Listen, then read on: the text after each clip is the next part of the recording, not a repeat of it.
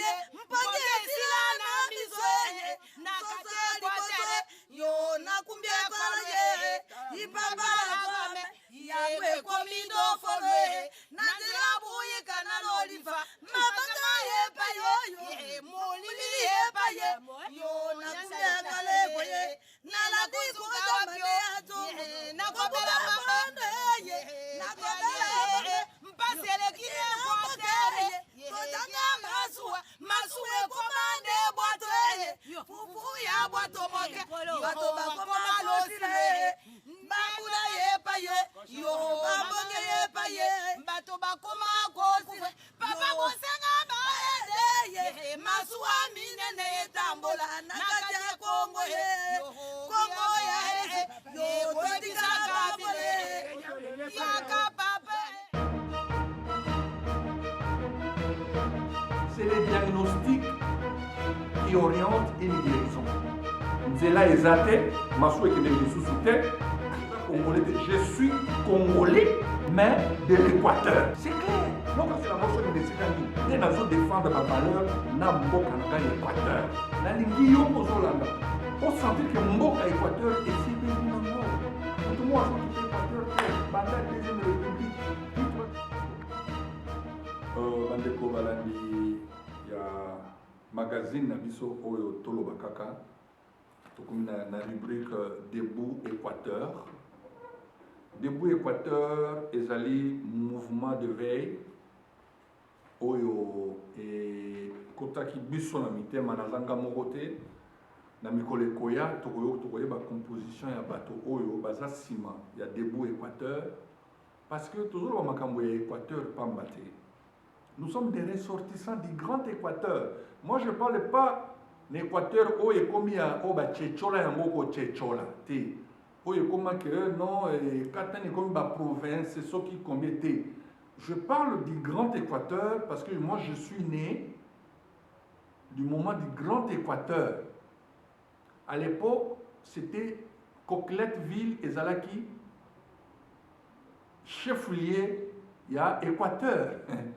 Chef-lieu Équateur. Les comme Mbandaka. Moi je suis pas né du temps, il y a Mbandaka. Moi je suis né à Coqueletteville. Natangouana. Alors, ça nous fait mal. Nous sommes toujours dans les Camboyo. Losako. Bakolengela ndaifaya bote maboyo lele obola. Bazako lengela ona mboka mopaya. Ozako lia bien na mboka ya mopaya. Ndeko tata Équateur. Mais motema na yo ezo kanisaka ka mboka. Ukoko bimana yo kena aux États-Unis, au vanda en France, aux États-Unis, au vanda en Angleterre, au vanda soki wapi na Kinshasa même. Mais motema na yo eza attaché na ba valeur na yo na mboka na yo sikokole laki. Comme je l'ai dit dans l'émission précédente, Néhémie aza mutu oyo abando sana ndako ya roi. Il avait tout. Mukolo moko roi a organisé fête mounene, festin mounene. Batonion, Sobazo Sepela, Néhémie n'était pas content. Il n'était pas joyeux. Il ne reflétait pas la joie de vivre. Roi Bengi a dit, mais oh, Néhémie, mais c'est pas compréhensible. Tout ça, la fête mounene, boye, sengo, Batonion, Sobazo Sepela. Mais il y a un problème, les aïnim. Il dit, oh roi. Naïbi ki olingingai, naomele pa na yo mikolo ebele. Mais naza na passe. Ngana kolia nanga bien awa. Naza nanga malamu awa. Mais mboka nanga Jérusalem c'est bébé. Mboka nanga Jérusalem c'est bébé. Mboka nanga Équateur c'est bébé. Nako kolia nanga bien na mboka mopaya parce que là pendant ce temps Néhémie était na Babylone. Abi mais mboka nanga c'est bébé. Miraille, c'est bébé. Détruit. Bandeko. Est-ce que les lots oyo? Yo za mon Équateur, grand Équateur, yo. Mon grand Équateur.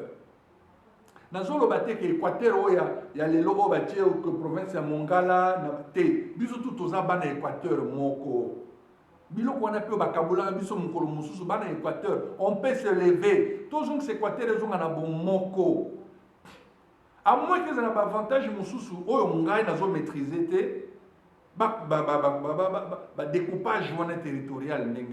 Mais est-ce que ces gens qui avaient fait ça, est-ce que ça n'a pas mobile politique? Est-ce que ça pour fragiliser Équateur? Je vous dis la vérité. Mobutu a 11 provinces.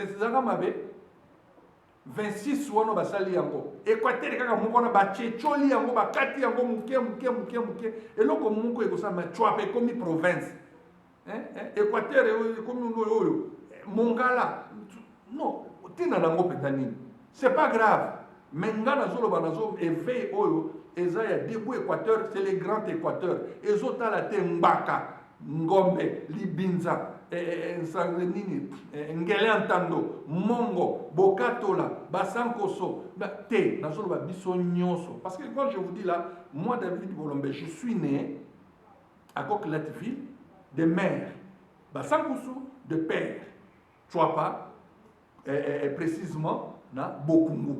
Moi je suis mongo de père et de mère.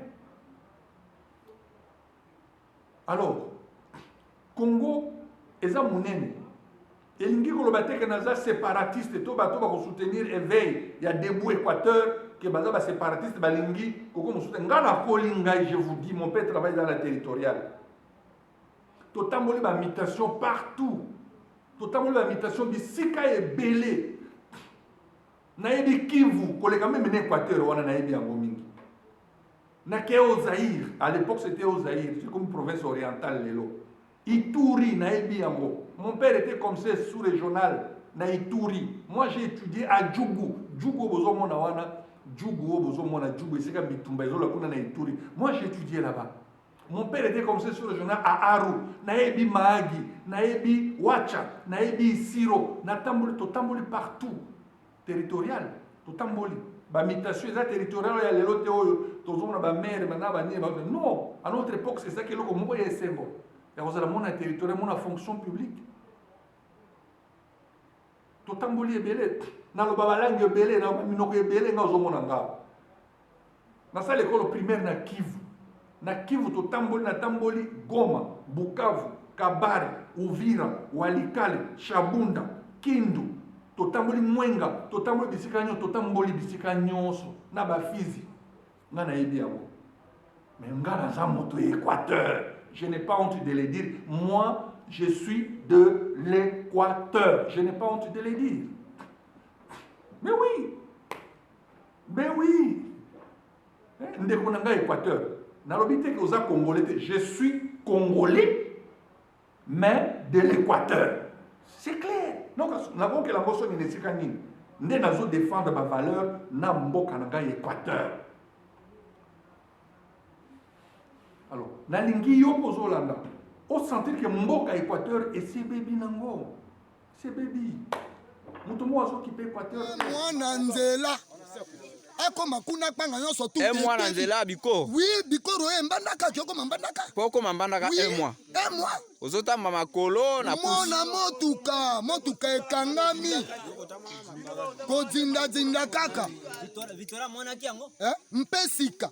Bakpango kena koteka po ofutela ba. Équateur ezate. Boti kolanda ba image oyo on a télé bino Équateur. Est-ce qu'on peut appeler ça une province? Ba image bomoni wana. Eleki wana bo ngo vende Équateur. Province mo mango wana. Bomona mo province.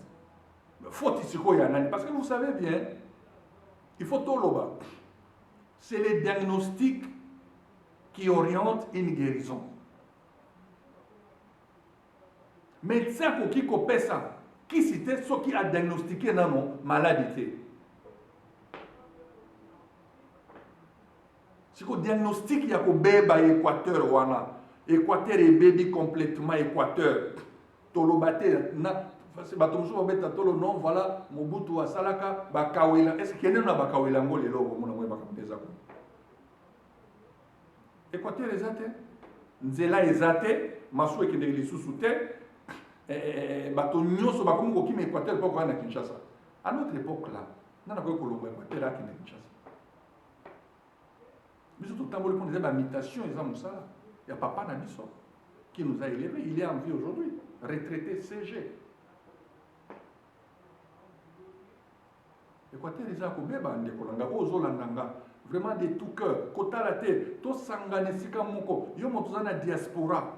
Oza moto Équateur, nazolo Équateur, nazolo bateke Mongo, nazolo bateke Ana Mongo, nazolo bateke Chwapa, nazolo bateke Aliba, makambo ya Aliba na Oba Mongo na banini te. Moi je parle de l'Équateur. Je me sentais très à l'aise quand je me retrouvais à Gbadolite. Je me sentais très à l'aise dans ma province à moi. À l'époque, c'était région. Dans ma région. Et c'est baby. Mais tu sais, il y a des gens aujourd'hui, Koloba, que Bissotozan a tort. Parce que la Deuxième République, ils ont un bateau, oh, Basalaki. Na Mobutu. Hein? Na Mobutu. Ça, il faut quand même qu'on dise certaines choses. Bampakao, Nabiso, yo, bateau Équateur. Oh, Mobutu, ben, Tombolaki. Tokende Tozonga. Et ça qui est venu sur le Baboya, il y a un besoin de pouvoir. Bateau Équateur. Oui, c'est vrai. Tokende Tozonga, Toloba. Et oui, il y a Toloba Kaka. Et ça, bateau Basalaka. Na Mobutu. Oh, ba Mengbaka ou Komengba. C'est-à-dire, Bazoka Bomengo. Mais Basundola Équateur. Bakendeka Équateur, Bakei. Bazuim Pifo.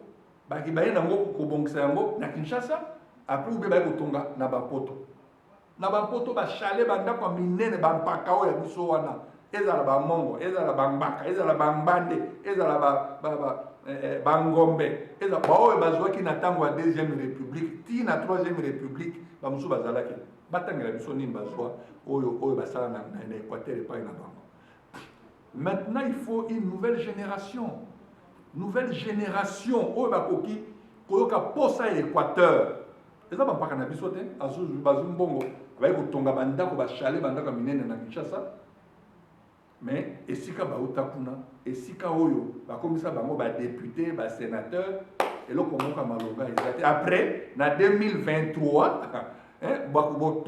tokozonga kuna, bakende ko voter bango, que, pour na bazonga les sous, député, bazonga les sous, sénateur, na manine. Mboke baby. Mboke baby. Mboke baby. Il faut toujours avoir conscience, nouvelle génération politique.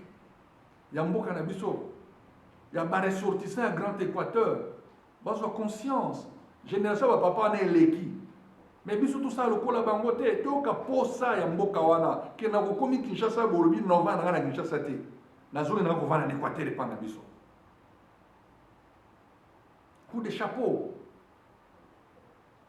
Coup de chapeau. Nagui Luando, c'est un jeune. Asa na mwa makanisa malamu. Okomona kaka wana, kaka bampaka wana oyo baninga kokende te na makambo ya politique na nini, nde bakobundisa ye. Prise de conscience. Bapaka mingi, bazwi mbongo na bango, na Équateur, baélire bango, bakomi bakonzi, bamisi bakomaka ba premier commissaire d'État à l'époque, ba premier ministre, ba président, makambo ebele. En plus de cela, biloko mingi ba héritaki na réalisation, ba bébé ça ba gérer ngo malamu te. Mboke koyi complètement Équateur. Nzela ezate. Botalaka ba image o ezoleka wana. O eliki wana na tine bino avant. Ba image wana. Est-ce qu'ils ont reflété vraiment ce Mboka? On va dire bien à Mboka. Na Kinshasa, ils ont mis la veine à eux, champagne à eux, mais Mboka na eux est baby. Est-ce que vous avez aimé? Et comme il tango, nouvelle génération va némi, ba la muka. Ba soit conscience que Congo est la Mboka na biso. Mais Équateur, c'est notre province. Je suis congolais. Mais dans un Équateur, et plus précisément dans un Bokungu, il y a des Congolais, aux amours Équateur, précisément Motoyeli Sala, aux alliés Congolais, précisément Motoba Sankosu, aux alliés Congolais, précisément Motoyaou, mais Équateur, moi je parle de l'Équateur. Numéro de téléphone, il y a WhatsApp et Zawa Nezoleka. Et adresse email, il y a Debout Congo et Zoleka, non, Debout Équateur et Zoleka. Comment ça va aider la suggestion pour tout ton Équateur, tout ton Équateur na biso. bakolambela ndai fa ya botima boyo lele obola baza kolambela yo zesengo na mboka ngo eza mboka mopaya bakunda mutolu na yo kuna bakoko na yo bandeko no baza nde na Équateur na village no oyebi wana soki mombilo nzoku ubi oza na bokumbu na bolukutu na ikela na jolu oza soki na bokote oza na ingende oza na lisala na bumba oza moto Équateur oza moto Équateur tozwa conscience wana biso toza na libanda tozwa conscience ya kotonga Équateur il y a beaucoup de choses otokoki exploiter na Équateur pe Équateur etelemi ekomi esika moko bato bakoutaka poto baye kovanda na Équateur donc voilà c'est nde eloko na ngai naloba na bino toza na forêt na Équateur toza na biloko oyo bacarbone oyo mokili ezoluka lelo oyo réserve nango monene eza na Équateur toza na banzete toza na mbisi toza na mai andeko bakonzi nyonso mpe baleka ti lelo basundola basunamela mpe Équateur bongo biso moko tokomitikela kaka boye tokoma kaka bato ezalaka no topesi moto bokonzi makambo nini no ezala te tovote mwana ya mboka Équateur non makambo wana ezali lisusu te mbala ya nsima tokolinga tovote moto oyo akobongisa Congo moto akobongisa Congo makambo ya te ono azali nde mwana ya Équateur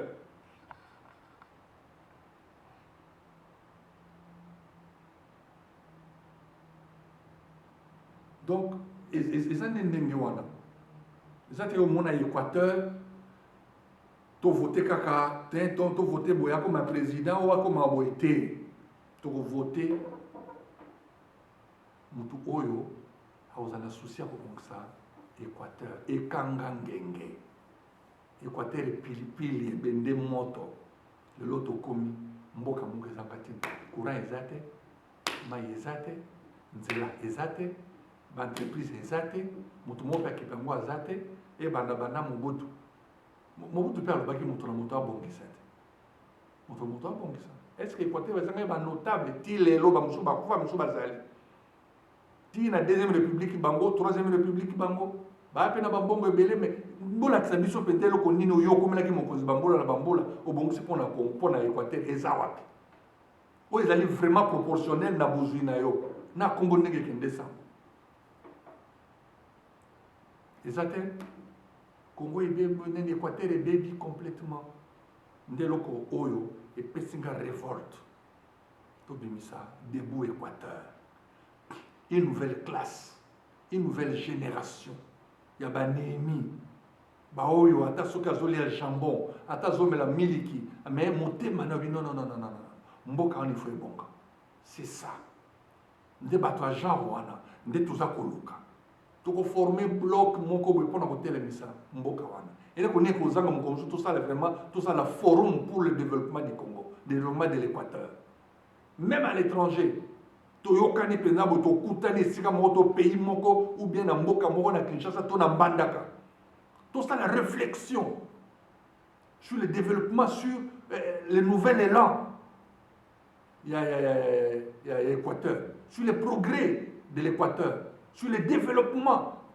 mutuna domaine na ye bakolengela ndai fa ya botima boyo lele bola na kozongela expression tout le temps nazwa yango de mon père et ça c'est vraiment très enrichissant pour moi atozolia malamu na mboka mopaya baza kolambela o bien mais motema ya mboka na yo nde nemi ye wana nalingi banemi qu'est-ce que nous pouvons faire pour que ces pays en général et que la province de l'Équateur du Grand Équateur ait à relancer ekende